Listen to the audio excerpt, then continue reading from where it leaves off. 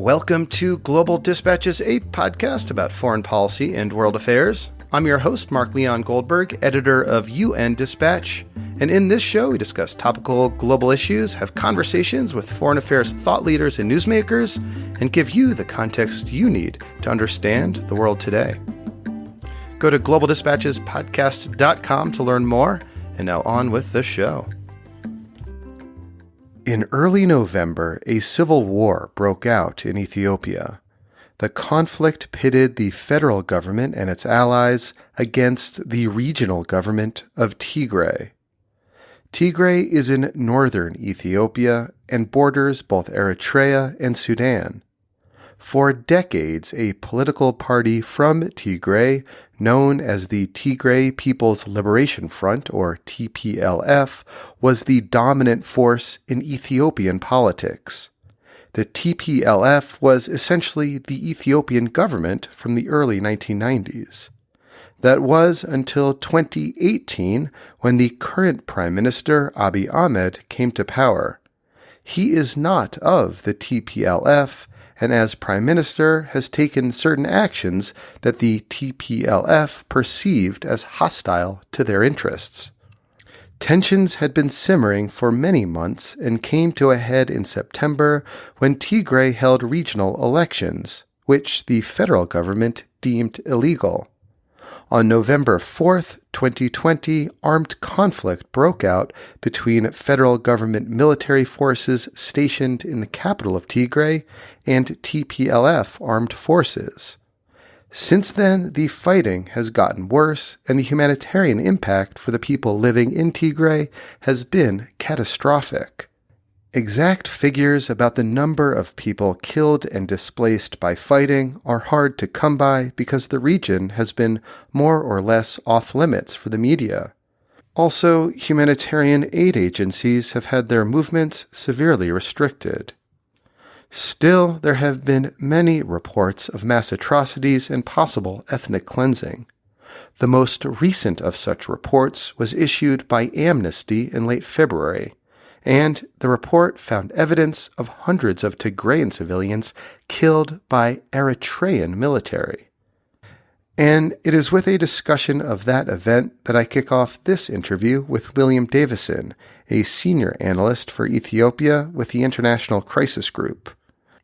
We then discuss how and why this conflict started and where it may be headed next.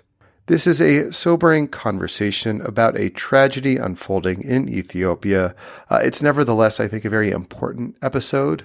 For many months, this conflict, I think, was not getting the attention it deserved, at least here in the United States, but we are now seeing more and more high-level engagement by the new Biden administration around this conflict.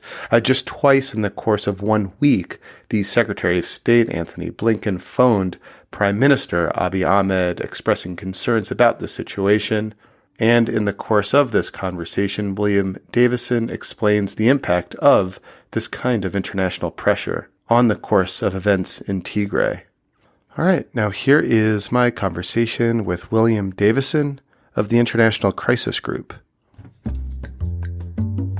The Amnesty report focused on an incident over a few days, to a week, I think, in late November in the city of Axum, which is a fairly major city in Tigray. But the basic events it described is that Eritrean and Ethiopian forces entered the town, and then there was a attempt to sort of defend the town or attack the Eritrean forces by some described as local militia or youth from the Tigrayan inhabitants of the town.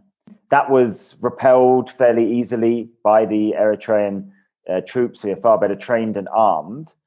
And then it was subsequent to that where essentially these Eritrean forces went on the rampage pretty much in Axum as described in the report. So they went door to door looking for people who were of sort of fighting age, or particularly of people who may have been part of this militia that attacked them. They engaged in looting in Axum. But most importantly, they engaged in an unknown, Amnesty put it at in the hundreds, an unknown number of killings of civilians in Axum. many of them, it seems, in sort of execution style. So what the report described is an absolutely brutal retaliation by Eritrea's army. Yeah, this does seem to be, of what we know so far, the most significant mass atrocity event of this conflict. Yes, but I think we still have to be very hesitant about assessments like that, because we're talking about an event in late November that has come to light in late February, and so the point is that information is filtering out slowly. It's an even slower process to confirm or verify that information. Unfortunately, there are any number of reports of mass killings coming out in Tigray. There has been the well-reported incident near Edaga Hamus, to the east of Axum, to the north of Mekele, the capital, at Dengalat Monastery. That was covered in the media recently. And there have been several other similar reports of mass killings. We should also not forget that the most heavily publicized massacre so far has been in the town of Maikadra, right at the outset of the war, around the 9th of November. And that was pinned upon Tigrayan militia by the Ethiopian Human Rights Commission, and also Amnesty, who did a brief report on that. And I think the other notable thing is that the Axum killing, the Dengalat massacre, and others, and the systemic looting in sort of central northern Tigray, that has been attributed to Eritrean military. Human Rights Watch has reported on sort of indiscriminate urban areas which could constitute a war crime carried out by the Ethiopian Federal Defense Forces.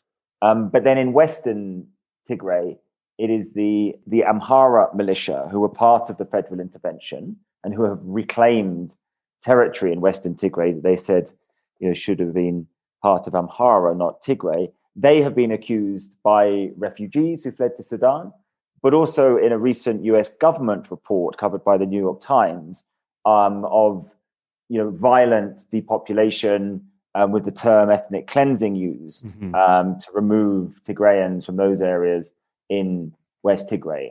And we really don't know too much detail about what occurred there. So yes, the Axum incident is incredibly serious. Arguably, it's the most serious incident so far, although others, particularly who oppose the TPLF and support the federal intervention, would say that the Maikadra incident was by far the most serious, with claims of up to 1,000, even more civilians having been killed. But the unfortunate truth is that because of the information blackout, the lack of reporting, the other restrictions on access, there may be even worse to come. And can you explain to listeners why Eritrean troops would seemingly be joining forces with the Ethiopian federal government to fight against the TPLF, and in the case of this incident in Axum, participate in atrocity against ethnic Tigrayans? Well, the TPLF leadership has had a very long relationship with Eritrea's president and the ruling party there. They were the liberation movements that spearheaded the rebellions, insurgencies that led to the collapse of the Derg regime in Ethiopia in 1991. As a result of that regime change, that transition, Eritrea became an independent country. And then Ethiopia's federation, multinational ethnic federation, was created at the same time, with the TPLF becoming arguably the single most dominant force within that government as part of a ruling coalition. Subsequent to that, there was some, there was a lot of promise, but really relations deteriorated quite quickly over economic issues, territorial issues. And then we had the 1998 to 2000 so-called border war between Ethiopia and Eritrea. Now, because of the TPLF's predominance within the Ethiopian regime, including within the military, that had a strong component of a clash between these former sort of rebel allies, the Eritrean and Tigrayan leadership. that war was brutal. The settlement awarded disputed land to Eritrea, but essentially that was never implemented. And that led to this frozen conflict right through to 2018, when Prime Minister came to power. The TPLF lost a lot of federal power, and there was the rapprochement between Ethiopia and Eritrea, and particularly between Prime Minister Abiy Ahmed and President Isaias Afwerki. And President Isaias Afwerki is a sworn enemy of the TPLF elite. Mm-hmm. So in many ways, it's entirely natural and unsurprising that given the federal government led by Abiy Ahmed came to blows with Tigray's regional government over these, nominally over these electoral constitutional dispute last year, when that federal intervention was launched, it was in many ways an ideal opportunity for President Isaias to see through or achieve a long-standing objective, which was the final demise of his major political opponents. So, I mean, it's basically they have a common perceived enemy in the TPLF because for so many years, the TPLF controlled the federal government of Ethiopia, waged a war against Eritrea from Eritrea's perspective. And so now with the TPLF on the ropes, because it is no longer a force in the federal government and is now, on the receiving end of the Ethiopian federal government's military advances, the Eritreans now see this as a moment to deliver that final blow to the TPLF.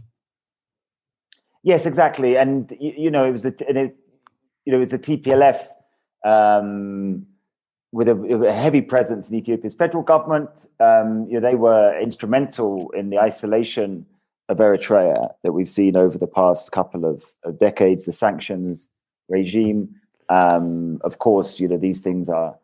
There are different perspectives on them. Many would say that President Isaias brought that upon Eritrea himself. But yes, it did present that opportunity. And then, of course, from the Addis perspective, from the Asmara perspective, and from their supporters, they would, of course, say that it was the disgruntled TPLF, which was looking to derail Abiy's progressive reforms and derail the peace agreement between Ethiopia and Eritrea. They would say that the TPLF were the spoilers.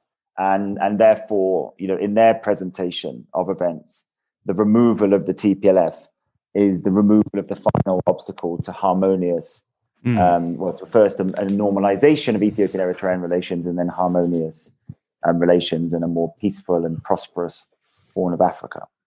So could you briefly explain to listeners and kind of take us back to the start of this conflict in November and how and why civil war broke out? What were the proximate causes of the outbreak of this conflict? Well, it's a long chain of events and very much includes some of that contemporary political history that we just ran through, of course. But in terms of the proximate causes here, I mean, the final trigger, we can say, was the decision by Tigray regional government to take over as much of the federal military stationed in Tigray, and that was known as is known as the Northern Command, to take over as much of that as possible. And that was done in conjunction with conspiring Tigrayan officers in the federal military. That was what led to the federal government launching a military intervention that was obviously supported by Eritrean forces, and not just the federal army in Ethiopia, but also Amhara regional forces. And those are very important components.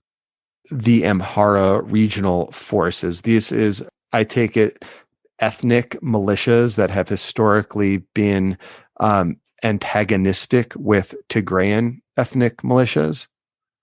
Well, there's certainly a certain amount of historic competition between sort of two power centers in Ethiopia. There's certainly a lot of political animosity that's been built up between their elites during the federal era, and ever since the TPLF began its rebellion right back in in 1974. But I guess the most prominent and relevant aspect of that here is the territorial issue. And that is that Amhara elites, activists, with the increasing amount of popular support, they have said that when the federation was created in the 1990s, that Tigray and the TPLF effectively forcefully annexed what was rightfully Amhara land and attached it to Tigray.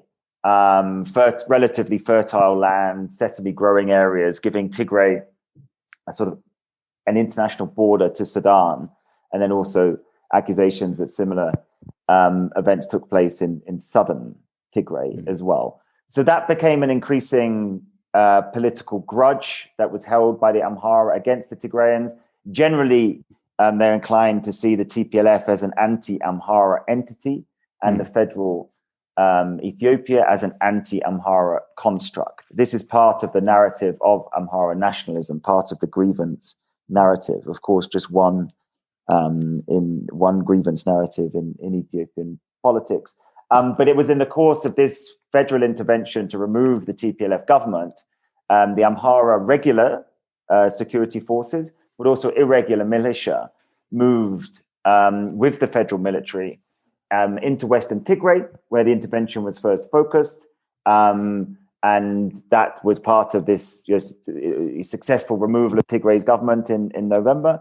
And since then, Amhara elements, including the regional leadership, has laid claim to these areas. They are saying they are now rightfully back under Amhara administration, and they do not look in any mood to give up on that. And this has involved a significant depopulation of Tigrayans from those areas. And in many ways, that's a reversal of what the Amhara say they suffered in the 80s and 90s at the hands of the TPLF. They say that Amhara were annexed from those areas. And it's that depopulation of areas of Western Tigray by Amhara irregular militias and the Ethiopian federal government that led to this report from the United States government that was leaked to the New York Times, suggesting ethnic cleansing had occurred in parts of Tigray. Is that right? Yes, that's exactly right. In these areas of Western Tigray that Amhara factions have long claimed that's indeed the allegations of depopulation or ethnic cleansing. There was suggestions that perhaps 1 million people fled east from Western Tigray into central Tigray. 60,000 refugees, overwhelmingly Tigrayan, went to Sudan, of course. But I think, yes, that report was certainly significant in terms of the interest it generated and the very concerning events. But there's a lot of detail to come out about what exactly has occurred in West Tigray that has not really yet emerged. And what do we know about the current status of fighting? I mean, it sounds, just the way you're describing it, as if the TPLF is outgunned and outmanned, by Eritreans on one side and the federal government and these Amhara militias on the other. I mean, is there still hot fighting, active fighting on the ground, to your knowledge? Yes, there is. Certainly, there were some very major confrontations in sort of early mid-February. Most of the fighting has been concentrated in central Tigray, the major confrontations. That's where Tigray's ousted leaders, that's where their relative stronghold is and rural areas around there. So they're mounting occasional ambushes on convoys, and they're also engaging in some major confrontations with Eritrean and Ethiopian military. They very much were overwhelmed and outgunned, including from the air, and particularly by a drone campaign in November and December. They lost control of the regional government. They headed to rural areas, and I think they were essentially trying to survive. But since the new year, really, they seem to have consolidated and re-strategized. I think they have a more mobile, less mechanized force now. And they have managed to take hold in rural areas. And like I say, maintain their grip on territory and engage in these confrontations. Now, huge victories are always claimed by the Tigrayan forces, but that's been very, very hard to verify. So all we can really say is that significant clashes are ongoing. And this is corroborated, by the actors that are on the ground, the independent actors, and also just by the fact that we could see in terms of perhaps aid deliveries or the aid operation. It's obvious that some of these rural areas or huge swathes of these rural areas in central Tigray, perhaps when you get about 20 kilometers or so away from the major towns and the main roads, which are controlled by the federal forces, when you get into those rural areas about that distance, they no longer have control. So there is still a significant conflict ongoing. And then we should also note that the Eritrean military is in control of northern Tigray as well, and those areas also seem to be largely, if not exclusively, inaccessible for the aid agencies. Well, I wanted to hone in on this question about humanitarian access. I think yesterday I was watching a press conference from the spokesperson of the UN Secretary General, who expressed kind of exasperation about, being repeatedly given assurances that humanitarian and UN affiliated aid agencies would be able to access certain areas of Tigray, but then when push comes to shove, they're not allowed in. And this seems to combine with a general determination by the Ethiopian government to keep media away, to shut down internet, basically keep everyone in the dark about what's actually happening on the ground. What do we know about the ability right now of aid agencies to access Tigray? It's still severely restricted or limited, and of course this relates to the conflict situation. So, as you noted, it's not just been aid agencies who've been denied access, but it's also journalists and researchers who've also not been present in the conflict. So that relates to a strong attempt by the federal government to control the flow of information from Tigray, and therefore control the narrative. We've also seen, for example, I've mentioned the presence, and we started off talking about this atrocity committed by the Eritrean forces, but that Eritrean military presence has not been formally acknowledged by Addis Ababa, by the Ethiopian federal government. So you can see the problem. A conflict is ongoing. People were already suffering, or had vulnerable livelihoods. Hundreds of thousands of people pre-conflict. Then the conflict occurs. There's all sorts of interruption to telecoms, banking, markets, transport, aid delivery. But then there are massive aspects of this conflict, such as the Eritrean role, which the federal government does not, which the federal government is trying to hide. So it's these sorts of factors that initially led to this approach, where there was very, very heavy restrictions on aid. Now we're at a slightly different phase of the conflict. Some of the basic elements of this war are now, all but established. Maybe they don't have sort of formal. We haven't seen sort of formal admission, but otherwise, it's just a known fact that Eritrea's military has been heavily engaged, and we've seen all these reports of atrocities. I think that has led to a slight loosening of the approach to the aid operation. But of course, then you confront the problem of which areas can the aid agencies get into, or which areas can the federal government authorize aid agencies to go, meaning that not all of Tigray by any means is under the control of the Ethiopian federal military or the interim government. that the federal government has established in Tigray. We have these large northern swathes of northern Tigray that's in Eritrean control, and there is very little access. There is no acknowledgement of ongoing conflict. So there is no acknowledgement that the so-called Tigrayan defense forces are in control of considerable amounts of territory. So there is no real access there because there is no negotiations with them. They're not recognized as a sort of as a significant contingent by the federal government.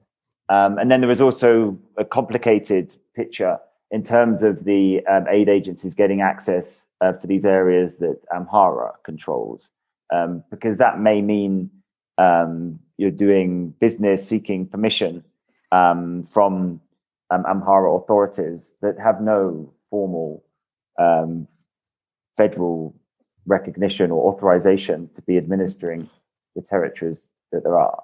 I mean, so it sounds like the upshot is that aid is extremely restricted, limited, and the ability of humanitarian relief agencies to operate is minimal. Yeah, so we've seen some sort of more approvals given for staff to operate, and I think maybe because now there is some of these elements that the federal government was trying to keep hidden, essentially, they're now out in the open. So maybe there's less need to control access to those federal government controlled areas. But then we're confronted with this quite sort of patchwork of control of the various armed entities and the fact that there is an ongoing conflict. But it's not an ongoing conflict that the federal government is really willing to recognize. So the problem is that it's going to be hard to get a really significant upsurge in humanitarian relief unless there is an end to the fighting, which doesn't look likely, according to my outlook, or if there was a cessation of hostilities and therefore humanitarian corridor.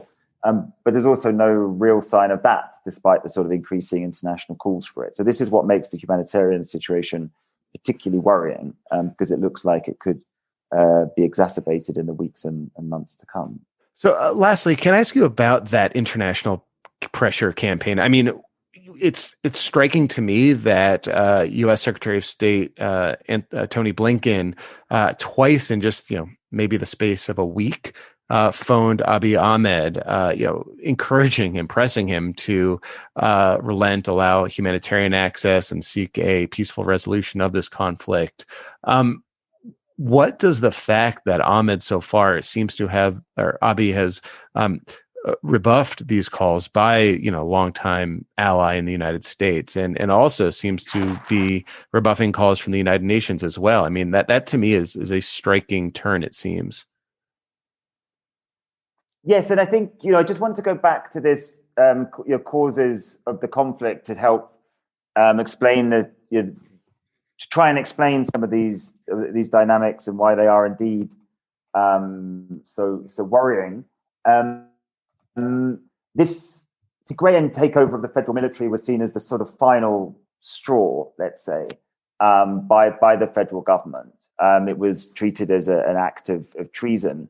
But of course, war was coming because Tigray region had run an autonomous election after the national elections were delayed by COVID and term limits were extended. And that led to the federal government classifying the newly elected Tigrayan executive as illegal and unconstitutional. And then they prepared to redirect the federal budget away from Tigray's executive. And all that time, Tigray's leadership had been saying that the federal government's leadership was illegitimate because it outstayed its constitutionally mandated term limits. And they said that this effort to redirect the budget away from Tigray's executive was a breach of the federal compact.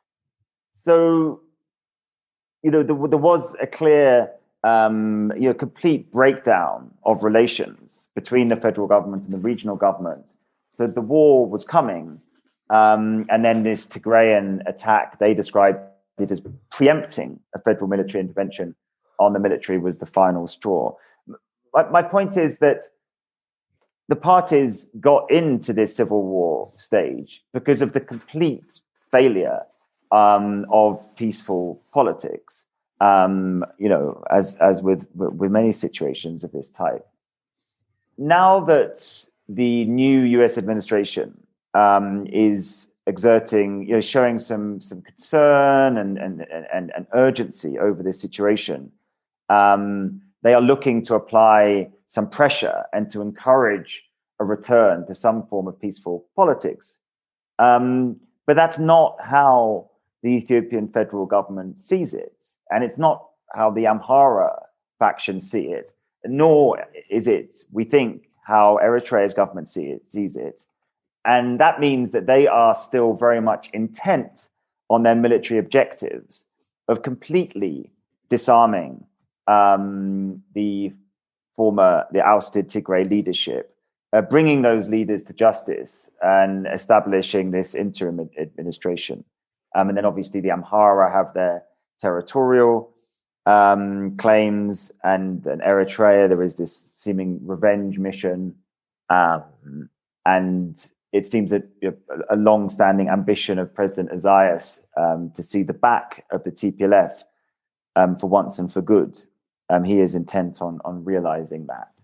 So even though the international community is now very much actively seized of this matter, it's not immediately clear how to change the conflict dynamics or the conflict situation and the political dynamics surrounding it, because all the parties are still intent on a military victory here. And that goes for the Tigrayan leadership as well. They are expressing increasing confidence. They say they are willing to negotiate, but the preconditions that they put in place for talks to occur with the federal government are not practical, to put it mildly. They want to essentially be returned to regional power. And that's, the federal government is not going to take those steps. So just these calls for humanitarian access to expand are not realistically going to happen at the scale they need to, at the scale the access needs to be expanded at, unless there is a significant reduction in the fighting. But unless there is an altered political approach from the belligerents, then we're probably not going to see a significant reduction in the fighting. And that, I think, is what makes the situation so worrying, and also means that, yes, the international community is likely to continue to make these calls. There will be some concessions from the federal government, so some progress will be made. But there is reason to think that the fundamentals of this situation, that has taken these parties to conflict, it's not clear what the levers are to alter those, and therefore, we could be looking at indeed at an intensifying conflict over the next weeks and months. Well, William, this is obviously very disconcerting, but thank you so much for your time. It was nonetheless a helpful understanding of the drivers of this conflict right now. So thank you. Okay, thank you very much, Mark. All right, thank you all for listening. Thank you to William. That was heavy, but I think nonetheless, as I said at the outset, a very important opportunity to offer listeners an in-depth understanding of this crisis and tragedy that's unfolding right now in the Horn of Africa. And this is certainly a topic that we'll be returning to in the coming weeks and months ahead. Thank you all. We'll see you next time. Bye.